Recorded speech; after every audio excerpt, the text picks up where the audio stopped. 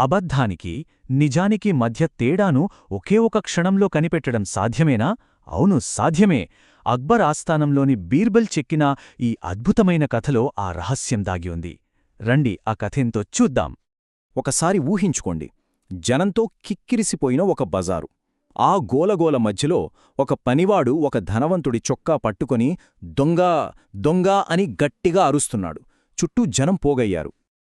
అసలు కథేంటంటే, ఒక ధనవంతుడు ఇంట్లో దొంగతనం చేసి పారిపోయాడు ఒక పనివాడు. కొన్ని రోజుల తర్వాత అనుకోకుండా యజమానికి అదే బజార్లో దొరికిపోయాడు. ఇక తప్పించుకునే దారిలేక భలే తెలివిగా ఆలోచించాడు. తానే ఎదురు తిరిగి యజమానిపై దొంగతనం నెపం మోపాడు. చూశారా పరిస్థితి ఎలా తలకిందులైందో? ధనవంతుడేమో ఇతన్నా పనివాడు, నా డబ్బు నగలు దొంగిలించాడు అంటున్నాడు. ఆ పనివాడేమో అబ్బేలేదు, ఈయనే నా సొమ్మంతా దోచుకున్నాడు అని గట్టిగా వాదిస్తున్నాడు. ఇద్దరూ ఒకరినొకరు దొంగానే అరుచుకుంటూ బజారున పడేశారు. బజారులోని ఆ గందరగోళం కాస్త ఇప్పుడు రాజుగారి ఆస్థానంలోని నిశ్శబ్దంలోకి మారింది. ఈ చిక్కుముడిని విప్పే బాధ్యత మన అపరమేధావి బీర్బల్ చేతిలో పడింది. సరే, ఇప్పుడు కథ అసలైన మలుపు తీసుకోబోతోంది. ఇద్దరి వాదనలు చాలా ఓపికగా విన్నాడు బీర్బల్.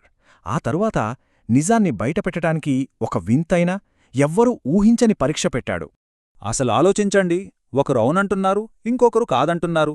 ఇంత గందరగోళంలో నిజం ఎలా బయటపడుతుంది? బీర్బల్ ముందున్నది మామూలు సవాలు కాదు. ఆయన ఏం చేస్తాడా అని అందరూ ఎదురుచూస్తున్నారు.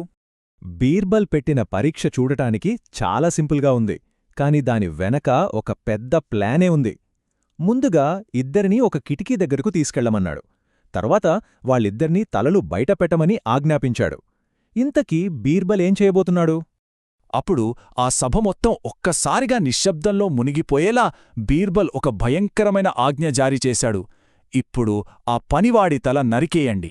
బీర్బల్ ఆ మాట అన్నాడో లేదో క్షణాల్లో అక్కడి వాతావరణం మారిపోయింది. కేవలం ఒక చిన్న రియాక్షన్ మొత్తం నిజాన్ని అద్దంలో చూపించినట్టు చూపించేసింది. ఆ భయంకరమైన మాటలు విన్న వెంటనే, ఆ క్షణంలోనే ఆ అసలైన పనివాడు ప్రాణభయంతో ఒక్క ఉదుటున తన తలని లోపలికి లాక్కున్నాడు. తన ప్రాణాన్ని కాపాడుకోవాలనే ఆతృతలో తనే దొంగ అని చెప్పకనే చెప్పేశాడు. ఇక్కడే ఉంది బీర్బల్ అసలైన తెలివి. ఆయన ఆలోచన చాలా సింపుల్, కాని చాలా పవర్ఫుల్. తప్పు చేసిన వాడి మనసులో ఎప్పుడూ భయముంటుంది. ఆ భయమే వాళ్లని పట్టిస్తుంది. కాని నిజాయితీపరుడు మాత్రం ధైర్యంగా నిలబడతాడు. ఇక ఈ తీర్పు వెనకున్న అసలైన జ్ఞానం ఏమిటో చూద్దాం. బీర్బల్ తన పద్ధతిని వివరించినప్పుడు సభలోని వాళ్లందరికీ అసలు విషయం అర్థమైంది. బీర్బల్ చెప్పిన ఈ మాటలు చాలా ముఖ్యమైనవి. నిజాయితీపరుడు భయపడడు. దొంగ మాత్రమే తనను తాను కాపాడుకోవడానికి భయంతో వెనక్కి తగ్గుతాడు. అంటే నిజం ధైర్యాన్నిస్తుంది, అబద్ధం భయాన్ని కలిగిస్తుంది. చివరికి భయంతో దొరికిపోయిన ఆ పనివాడు తన నేరాన్ని ఒప్పుకున్నాడు. క్షమించమని కాళ్లావెళ్లా పడ్డాడు. ధనవంతుడికి తన సొమ్ము తిరిగి దక్కింది. న్యాయం గెలిచింది. సో ఈ కథ మనకు ఏమి నేర్పుతుంది? అబద్ధం ఎప్పుడూ భయాన్ని వెంటతెస్తుంది, సత్యం ధైర్యాన్నిస్తుంది. నిజమైన తెలివి అంటే శారీరక బలంలో కాదు, మనిషి స్వభావాన్ని, వాళ్ల మనస్తత్వాన్ని అర్థం చేసుకోవడంలోనే ఉంది.